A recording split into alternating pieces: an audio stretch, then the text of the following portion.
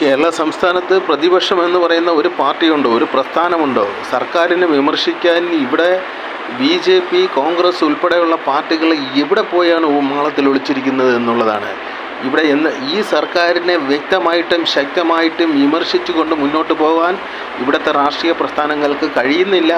അവർ അതിന് തയ്യാറാവുന്നില്ല എന്നുള്ളതാണ്. കഴിവുണ്ട്, പക്ഷേ അവർ അതിന് തയ്യാറാവുന്നില്ല എന്നുള്ളതാണ്. വളരെ നിരാശാജനകമായിട്ടുള്ള ഒരു പ്രതിപക്ഷമാണ് ഇന്ന് കേരളത്തിലുള്ളത്. ഉണർന്ന് പ്രവർത്തിക്കേണ്ടതായിട്ടുള്ള ജനകീയ വിഷയങ്ങളിൽ ഇടപെട്ട് നിരന്തരമായിട്ട് ഉണർന്ന് പ്രവർത്തിക്കേണ്ട പ്രതിപക്ഷം സംഘടനാ തെരഞ്ഞെടുപ്പിൽ പദവികൾ നേടുന്നതിന് വേണ്ടിയുള്ള പടക്കം പൊട്ടിക്കലുമായിട്ട് യുദ്ധം നടത്തിക്കൊണ്ടിരിക്കുകയാണ്.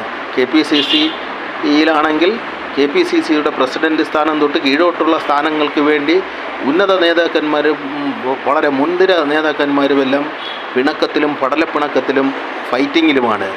കേരള സംസ്ഥാനത്തിൽ മദ്യത്തിൻ്റെ കുത്തൊഴുക്കായിട്ടുള്ള സർവ്വ മേഖലകളിലും ഇനി സ്കൂളുകളിലും ദേവാലയങ്ങളിലും കൂടി മാത്രമേ സർക്കാർ മദ്യം വിളമ്പാനുള്ളൂ. ബാക്കിയുള്ള സർവ്വ മേഖലയിലും മദ്യം വിളമ്പി മുന്നോട്ട് പോകുന്ന ഈ സർക്കാരിനെ പ്രതിരോധിക്കാനോ പ്രതിഷേധിക്കാനോ പ്രതിപക്ഷ പാർട്ടികളില്ല എന്നുള്ളതാണ്.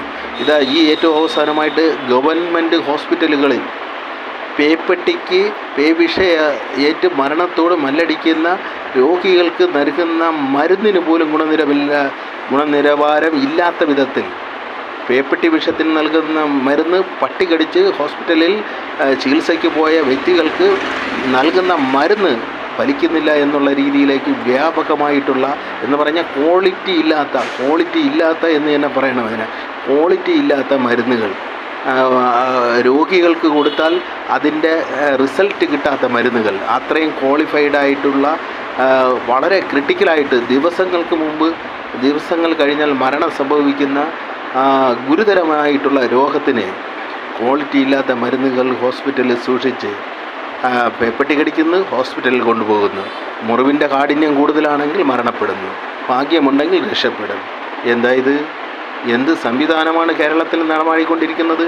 ഗവൺമെൻറ് ഹോസ്പിറ്റലുകളിൽ വേണ്ടത്ര പരിശോധനകളും പഠനങ്ങളും നടത്തി നല്ല ക്വാളിറ്റിയുള്ള ശക്തമായിട്ട് പേപ്പട്ടി വിഷത്തെ പ്രതിരോധിക്കാൻ കഴിയുന്ന ശക്തമായിട്ടുള്ള മരുന്നുകൾ സൂക്ഷിക്കേണ്ടതിന് പകരം പാവപ്പെട്ട ജനങ്ങളുടെ ജീവന് കൊലയ്ക്ക് കൊടുക്കുന്ന രീതിയിലേക്ക് ക്വാളിറ്റി കുറഞ്ഞ മരുന്നുകൾ, ഇതിൻ്റെ ഇടയിൽ നടന്നിട്ടുള്ള ഗുരുതരമായിട്ടുള്ള അഴിമതിയുടേതാണോ എന്നറിയത്തില്ല, അല്ലെങ്കിൽ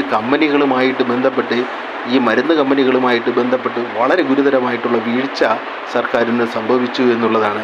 ഈ കാര്യത്തിലൊന്നും പ്രതിഷേധിക്കേണ്ട പ്രതിപക്ഷ പാർട്ടികൾ ഇന്ന് ഉറങ്ങുന്നതാണോ ഉറക്കം നടിക്കുന്നതാണോ? എന്തായാലും കേരളത്തിലെ പ്രതിപക്ഷങ്ങൾ